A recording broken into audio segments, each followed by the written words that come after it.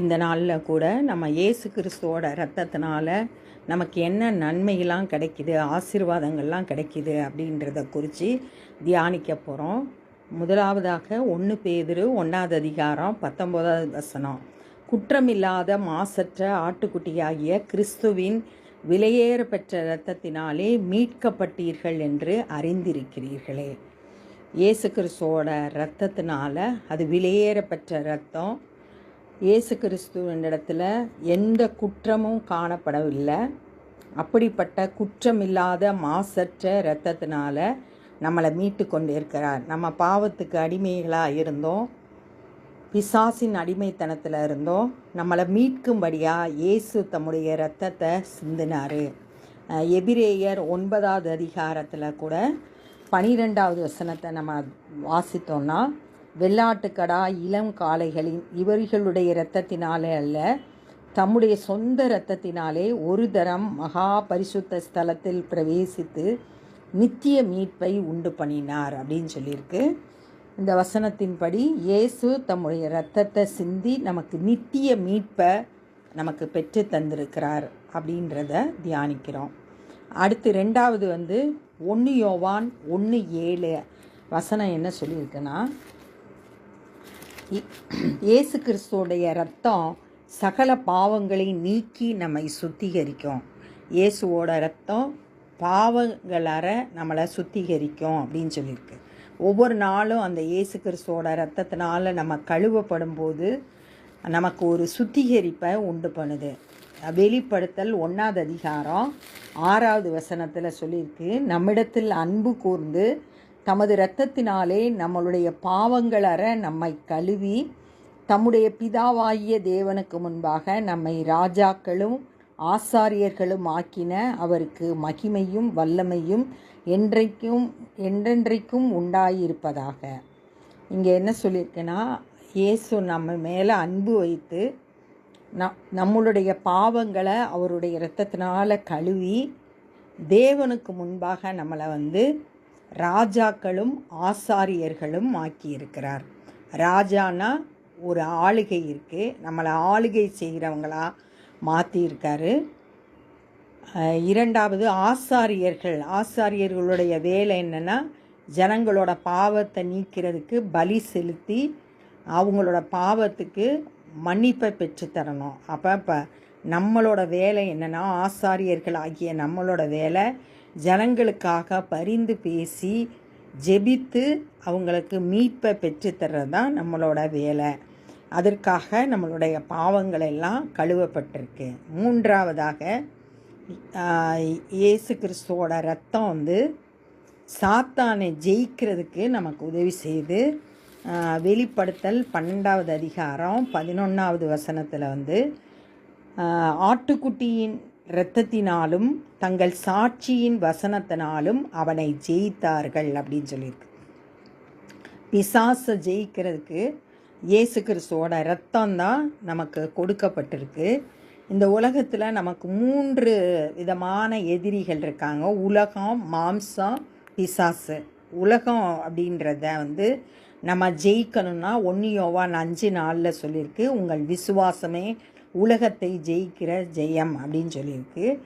2வது மாம்சத்தை ஜெயிக்கிறதுக்கு ரோமர் 8:9 பரிசுத்த ஆவி உங்களில் வாசமாக இருந்தால் நீங்கள் மாம்சத்துக்கு பட்டிராமல் ஆவிக்கு உட்பட்டு இருப்பீர்கள் அப்படின்னு சொல்லியிருக்கு. அப்போ மாம்சத்தை ஜெயிக்கணும்னா பரிசுத்த ஆவியினால் நிரப்பப்படணும். 3வது பிசாசை ஜெயிக்கணும்னா, இப்போ நம்ம வெளிப்படுத்தல் 12:1 வாசித்த மாதிரி இயேசு கிறிஸ்துவோட இரத்தத்தினாலும் தங்களுடைய சாட்சியின் வசனத்தினாலும் அவனை ஜெயித்தார்கள். அப்போ பிசாசு கெர்ச்சிக்கிற சிங்கத்தை போல யாரை விழுங்கலாமோன்னு வகை தேடி சுற்றி திரிகிறான். பல்வேறு பிரச்சனைகளை கொண்டு நம்மளோட சிந்தனைகளில் போராட்டங்களை ஏற்படுத்துகிறான். கலக்கம், குழப்பம், கவலை, பயம், சோர்வு, இப்படிப்பட்ட பல்வேறு விதங்களில் அவன் நம்மளை ஆவிக்குரிய வாழ்க்கையில் தோல்வி அடைய செய்யும்படியாக முயற்சி செய்கிறான். நம்மளால் அவனுக்கு இடம் கொடுத்தோன்னா நம்மளால் சரியாக ஜெபிக்க முடியாது, சரியாக வேதம் வாசிக்க முடியாது. ஆனால் அதே நேரத்தில் நம்ம வந்து இயேசு கிறிஸ்துவோட இரத்தத்தினால நம்ம தலையில் கை வச்சு இயேசுவின் இரத்தத்தினால என் சிந்தனையை கிறிஸ்து இயேசுவுக்கு உட்படுத்துகிறேன் அப்படின்னு சொல்லும்போது இந்த போராட்டமான சிந்தனையிலேருந்து நம்ம ஈஸியாக வெளியே வந்துடலாம். அந்த இயேசு கிறிஸ்துன்ற ரத்தம் வந்து நம்ம சாத்தானை ஜெயிக்கிறதுக்கு ஒரு நமக்கு கொடுக்கப்பட்டிருக்கு அப்படின்றத பார்க்குறோம். 4வதாக இயேசு கிறிஸ்துவனுடைய ரத்தம் நமக்கு பாதுகாப்பை கொடுக்குது. யாத்ராகமம் 12வது அதிகாரம் 23வது வசனத்தில் வந்து மோசேயோட நாட்களில் வந்து பஸ்கா பண்டிகை ஆசரித்தாங்க. அந்த வசனம் என்ன சொல்லியிருக்குன்னா, கர்த்தர் எகிப்தியரை அதம் பண்ணுவதற்கு கடந்து வருவார். நிலையின் மேல் சட்டத்திலும் வாசலின் நிலைக்கால்கள் இரண்டிலும் இந்த இரத்தத்தை காணும்போது கர்த்தர் சங்காரக்காரனை உங்கள் வீடுகளில் உங்களை அதம் பண்ணுவதற்கு வர ஒட்டாமல் வாசற்படியை விலகி கடந்து போவார். அப்படியே சங்கார தூதன் வரும்போது எந்த வீட்டு வாசல் நிலைக்காலில் ரத்தம் பூசப்பட்டிருக்கோ அந்த வாசலை கடந்து போயிடுவான். அழிவுக்கு அந்த வீடு தப்புவிக்கப்படும். அது மாதிரி இயேசு கிறிஸ்துவோட ரத்தம் நமக்கு பாதுகாப்பு. அந்த இரத்த கோட்டைக்குள்ளே நுழைஞ்சிட்டோன்னா எந்த தீங்கும் நம்மளை அணுக முடியாது. பிசாசோட தீங்கு, மனுஷரோட தீங்கு எதுவும் அணுக முடியாது. 1 கொரிந்தியர் 5:7 பஸ்காவாகிய இயேசு நமக்காக பலியிடப்பட்டார் அப்படின்னு இருக்கு. அந்த பஸ்கா ஆட்டுக்குட்டியான இயேசு கிறிஸ்துவோட இரத்தத்தினால நமக்கு ஒரு பாதுகாப்பு உண்டாயிருக்கிறது. 5வதாக இயேசு கிறிஸ்துவின் இரத்தம் நமக்கு சமாதானத்தை உண்டு பண்ணுது. கொலோசேயர் 1வது அதிகாரம் 20வது வசனம். கொலோசேயர் 1:20 என்ன சொல்லியிருக்குன்னா, அவர் சிலுவையில் சிந்திர இரத்தத்தினாலே சமாதானத்தை உண்டாக்கி பூலோகத்தில் உள்ளவைகள் பரலோகத்தில் உள்ளவைகள் யாவையும் அவர் மூலமாய் தமக்கு ஒப்புரவாக்கி கொள்ளவும் அவருக்கு பிரியமாயிற்று. தேவன் வந்து ஒரு சமாதானத்தை உண்டு பண்ணுகிறார் இயேசு கிறிஸ்துவோட இரத்தத்தினால. யாருக்கு இடையில் அப்படின்னா, முதலாவது தேவனுக்கும் மனுஷனுக்கும் பாவம் செய்த போது ஒரு பெரிய பிரிவினை உண்டாயிருச்சு. மனுஷன் தேவனிடத்திலிருந்து பிரிக்கப்பட்டான். இயேசு தம்முடைய இரத்தத்தை சிந்தினதன் மூலம் ஆண்டவர் வந்து தேவன் வந்து ஜனங்களை தம்மோடு சேர்த்து கொண்டார். ஒப்புரவாக்கப்பட்டு இருக்கிறோம்.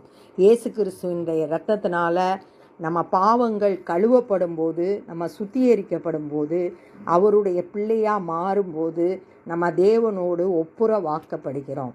அப்போ அந்த சமாதானத்தை, தேவனோடு நமக்கு சமாதானத்தை உண்டு பண்ணுகிறது அந்த இயேசு கிறிஸ்துவோட இரத்தம். 6வதாக லூக்கா 22வது அதிகாரம் 20வது வசனம்.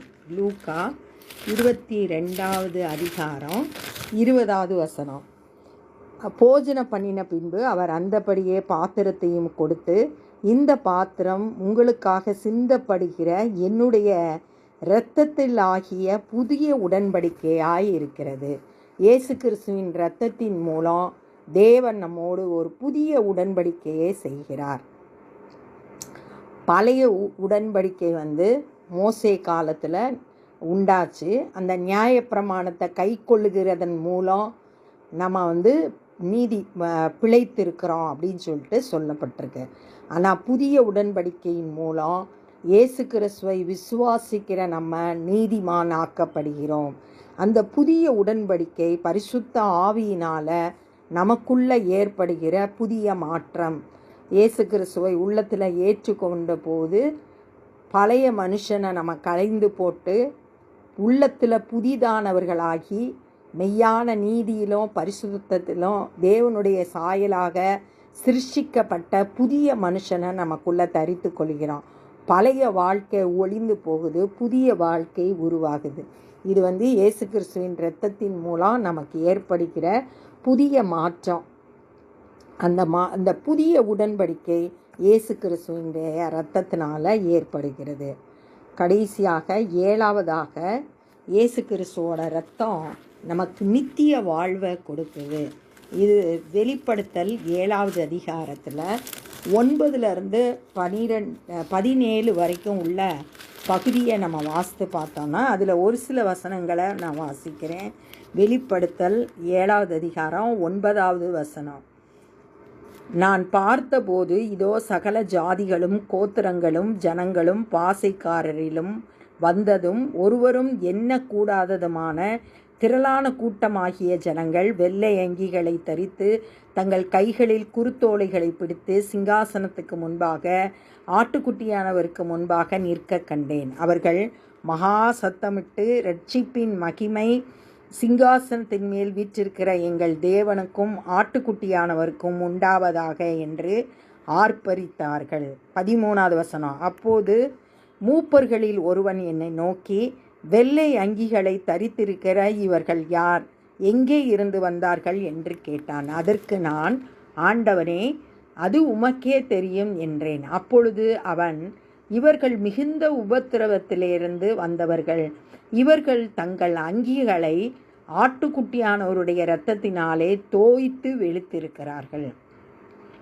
தங்கள் அங்கிகளை ஆட்டுக்குட்டியானவருடைய இரத்தத்தினாலே தோய்த்து வெளுத்திருக்கிறார்கள் அப்படின்னா இயேசு கிறிஸ்துவோட இரத்தத்தினால கழுவப்பட்டிருக்கிறார்கள் அப்படின்னு அர்த்தம். அப்போ இயேசு கிறிஸ்துடைய இரத்தத்தினால கழுவப்பட்டவங்களுக்கு என்றென்றைக்கும் அவரோடு கூட இருக்கிற இயேசு கிறிஸ்துவோடு வாழ போகிற நித்திய வாழ்க்கை இருக்குது. அது எப்படிப்பட்டதாக இருக்கும்னு வெளிப்படுத்தல் 7, 15, 16, 17 இவர்கள் தேவனுடைய சிங்காசனத்துக்கு முன்பாக இருந்து இரவும் பகலும் அவருடைய ஆலயத்திலே அவரை சேவிக்கிறார்கள். சிங்காசனத்தின் மேல் வீற்றிருக்கிறவர்கள் இவர்களுக்குள்ளே வாசமாய் இருப்பார்.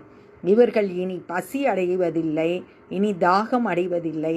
வெயிலாவது உஷ்ணமாவது இவர்கள் மேல் படுவதில்லை. சிங்காசனத்தின் மத்தியில் இருக்கிற ஆட்டுக்குட்டியானவரே இவர்களை மேய்த்து இவர்கள் ஜீவ தண்ணீருள்ள ஊற்றுகள் அண்டைக்கு நடத்துவார். தேவன் தாமே அவர்களுடைய கண்ணீர் யாவையும் துடைப்பார். அப்படிப்பட்ட உன்னதமான வாழ்க்கைக்கு நம்ம தகுதியுள்ளவர்கள் ஆக்குகிறது இயேசு கிறிஸ்துவோட இரத்தம் அப்படின்றத இந்த நாளில் நம்ம தியானித்தோம். இப்படிப்பட்ட விலையேறப்பட்ட இந்த இரத்தத்தோட மகிமையை நம்ம அறிந்தவர்களா, அந்த இரத்தத்தை நம்ம ஒவ்வொரு நாளும் பயன்படுத்தி அவருடைய பாதுகாப்புலையும் அவருடைய சமாதானத்தையும் அவர் நம்மோடு பண்ணின உடன்படிக்கையை அறிந்தவர்களாய் அந்த நித்திய வாழ்க்கைக்கு நம்ம ஆயத்தம் உள்ளவர்களாய் இருக்கணும். பிசாசை இயேசு கிறிஸ்துவோடைய இரத்தத்தை கொண்டு ஜெயித்து நம்ம சாட்சியுள்ள வாழ்க்கை வாழும்படியாக இந்த நேரத்தில் ஆண்டவருடைய கரத்தில் நம்மளை ஒப்பு கொடுப்போம். அன்பின் பிதாவே, இந்த நாளில் நாங்கள் இயேசு கிறிஸ்துவோட இரத்தத்தின் வல்லமையை தியானிக்க நீங்கள் கொடுத்த கிருபைக்காக உமக்கு நன்றி செலுத்துகிறோம். எங்களுடைய பாவங்களிலிருந்து உம்முடைய இரத்தம் எங்களை மீட்கிறதற்காக துதிக்கிறோம், ஸ்தோத்தரிக்கிறோம். ஒவ்வொரு நாளும் இந்த இரத்தத்தினால் நாங்கள் கழுவப்பட்டு பரிசுத்தமாய் வாழ எங்களுக்கு உதவி செய்யுங்கப்பா. சாத்தானுடைய தந்திரங்களை அறிந்தவர்களாய் அவனை மேற்கொள்ள உம்முடைய இரத்தத்தை நாங்கள் பயன்படுத்த கிருபை செய்யுங்க. உம்முடைய இரத்த கோட்டைக்குள்ளாய் எங்களையும் எங்களுடைய குடும்பத்தில் இருக்கிற ஒவ்வொருவரையும் பாதுகாத்து கொள்ளும்படியாய் செபிக்கிறோம். ஆண்டவரே, துதிக்கிறோம், ஸ்தோத்தரிக்கிறோம். எங்களோடு நீங்கள் பண்ணின புதிய உடன்படிக்கையை அறிந்தவர்களாய் ஆண்டவரே அந்த ஸ்லாக்கியத்தை உணர்ந்தவர்களாய் வாழ கிருபை செய்யுங்க.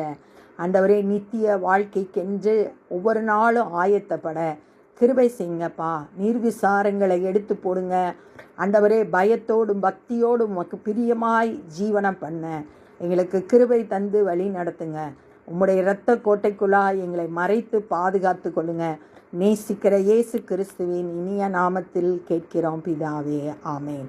என் ஆத்துமாவே கர்த்தரை ஸ்தோத்திரி, என் முழுவலுமே பரிசுத்த நாமத்தை ஸ்தோத்திரி.